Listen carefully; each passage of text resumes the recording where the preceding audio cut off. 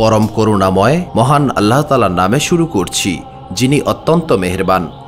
যখন মহান আল্লাহ তাআলার নবী হযরত দাউদ আলাইহিসসালামের পুত্র হযরত সুলাইমান আলাইহিসসালাম নবী হলেন, তখন তিনি মহান আল্লাহ তাআলার কাছে দোয়া করলেন তাকে এমন এক শক্তি দিতে যেটা মহান আল্লাহ তাআলা আগে কাউকে দেননি এবং হযরত সুলাইমান আলাইহিসসালামের পর আর কাউকে দেবেন না।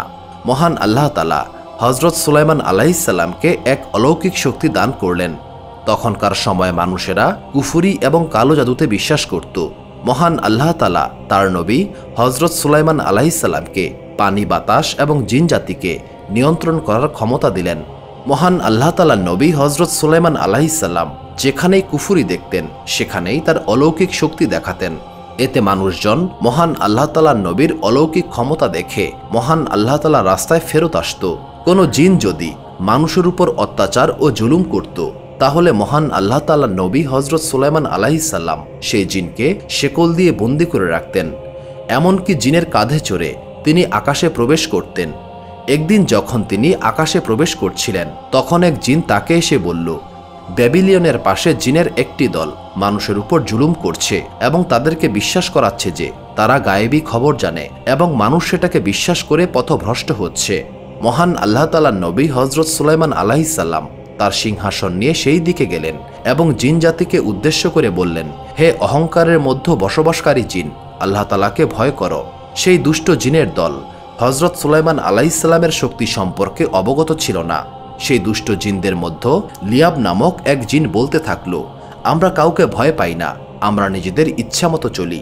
জিন দলের বাকি সদস্যরা হযরত সুলাইমান আলাইহিসসালামের সিংহাসন চারদিক থেকে ঘিরে ধরল এবং বলল, তুমি যদি সত্যিই শক্তিশালী হয়ে থাকো তবে আমাদেরকে বন্দী করে দেখাও। এই কথা শোনার পর হযরত সুলাইমান আলাইহিসসালাম যখন তার চেহারা জিনদের দিকে ঘোরালেন, তখন বাতাস এবং মাটির এক অদ্ভুত ঝড় শুরু হয়ে গেল। মাটি থেকে লোহা বের হয়ে জিঞ্জির তৈরি হয়ে গেল এবং সেই জিঞ্জির সমস্ত জিনের গলায় আবদ্ধ হয়ে গেল। সমস্ত জিন তখন হযরত সুলাইমান আলাইহিসসালামের শক্তি দেখে তার পায়ে পড়ে জিজ্ঞেস করতে লাগলো, কে আপনি? আল্লাহ তাআলার নবী হযরত সুলাইমান আলাইহিসসালাম তখন বললেন, আমি আল্লাহ তাআলার নবী হযরত দাউদ আলাইহিসসালামের পুত্র। মহান আল্লাহ তাআলা আমাকে জমিনে শান্তি বজায় রাখতে নিয়োজিত করেছেন। হে দুষ্ট জিন, তোমরা সতর্ক হয়ে যাও, এই জমিনে ফিতনা সৃষ্টি করা বন্ধ করো, অন্যথায় মহান আল্লাহ তাআলা তোমাদেরকে ধ্বংস করে দেবেন।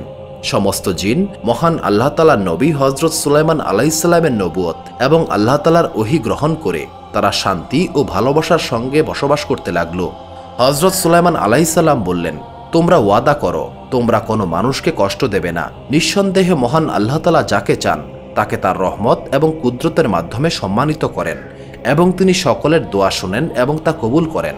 হে মহান আল্লাহ তাআলা, এই পুরো দুনিয়ায় আপনি রহমত বর্ষণ করুন এবং সকলের দোয়া কবুল করুন।